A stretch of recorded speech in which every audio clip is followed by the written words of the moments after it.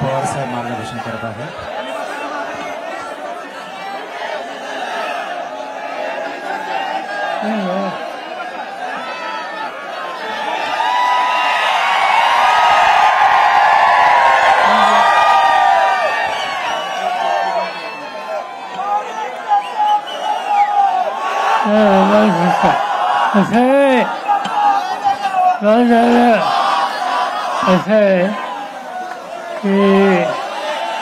निवडणूक आयोगाच्या कायद्याप्रमाणे 6 वाजता सभा संपायला पाहिजे.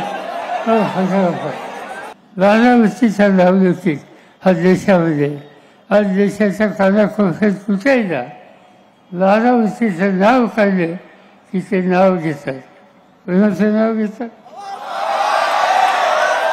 देशाच्या कानाकोपऱ्यात कुठेही. आता ही पद्धत पुढे चालू ठेवायची नाही. ही परंपरा पुन्हा चालू ठेवायची असेल तर यासाठी पुढची पिढी, कर्तव्य पिढी, ज्ञानी पिढी तिची आज महाराष्ट्राला राणावस्तीला आवश्यकता आहे. आणि त्याच्याच हेतूनं योगेंद्राची उमेदवारी तुला सगळ्यांच्या समोर दिली.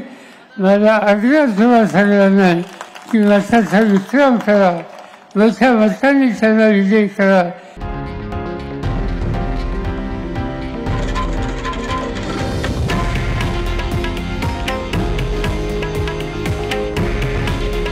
हे आहे देशातील नंबर 1 न्यूज नेटवर्क आणि आपण पाहत आहात TV9 मराठी.